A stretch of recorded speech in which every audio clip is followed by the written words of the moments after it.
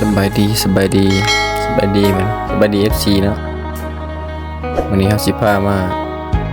เอาหมูขึ้นหลังเนาะขึ้นอนามัยเลยมันเกียมสิขอน้ำหมูมันถือผ้าข้องมือโคดแล้วเนาะข้องมือโคดแล้วเฮาจะอนามัยให้มันสะอาด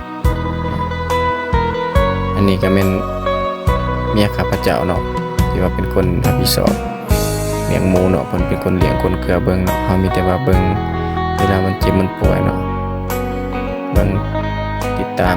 สักวันสักยาส่วนเกลือส่วนตำกอดมันเมียเบิดเนาะเฮ็ด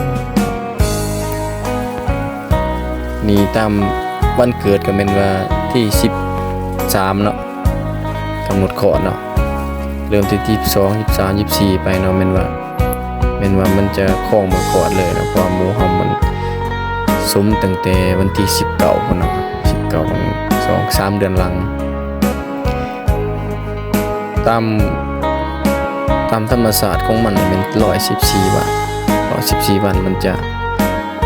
จะเกิดเนาะอันนี้ก็ฮอดมืออีกประมาณทิศนึงนี่เนาะเฮาก็รอถ้าเบิ่งมันคลอดเนาะก่อนจะคลอดเฮาก็จะมาอนามัยแบบนี้เนาะอนามัยต้องขอให้มันสะอาดขึ้นแล้วบ่ให้มันขี้ตมเนาะล้างมันพัดมันเนาะให้มันมีความสะอาดแล้วก็อาบน้ำให้มันเนาะให้มันเย็นพร้อมมันแหละ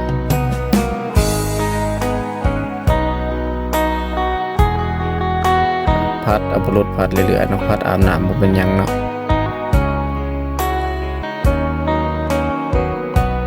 เพราะว่ามันเปื้อนหลายอนามัยแล้วเนาะมันก็สะอาดขึ้นขาวงามเนาะแล้วก็เอาอาหารให้กินเนาะนี่แลกล้างแล้วเพิ่นก็ยังมันเกลือกอยู่เนาะแต่ว่ามันก็สะอาดกว่าเก่าแล้วมันเห็นเปื่อนนี่แหละนี่มาหอดมือขอดแล้วเนาะหอดมือขอดแล้วเพิ่นเกียมขอดเลยนี่ดิเมียเฮาก็เริ่มใส่ทุกมือลูบท้องให้เนาะลิ้นโทรศัพท์ไปพร้อมเองเนาะสบายเนาะแบบชิว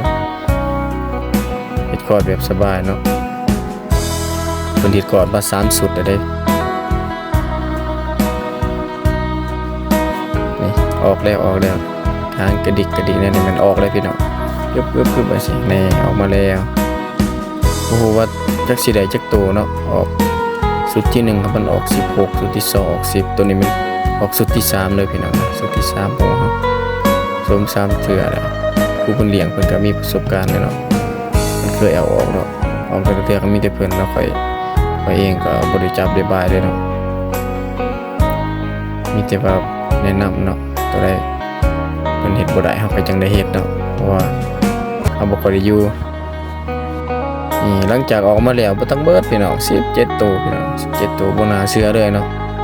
บ่คิดว่ามันสิออกหลายปานนี้เนาะที่จริงแล้วมัน19เนาะ19แล้วเป็นตายในท้อง2ตัวเพราะว่าสะดือขาดแล้วมันออกสาแล้วมันจะขาดอากาศหายใจนี่แข็งแห้งเนาะข้าวเดียวเนาะคืนเดียวออกมากินนมได้แข็งแห้งสามารถย่างเองได้เนาะพอหมูเฮานี่มันเลี้ยงแบบธรรมชาติเลี้ยงแบบให้มันได้ดูดได้เคลียร์เนาะมันจะแข็งแห้งเนาะหมูเนาะส่วนแม่เพิ่นก็ยังเมื่อยเนาะยังลุกบ่ทันได้อยู่มีอาการไข้เนาะเฮาก็ฉีดยาไปแล้วคาดว่ามื้ออื่นเนาะจะดูได้ปกติ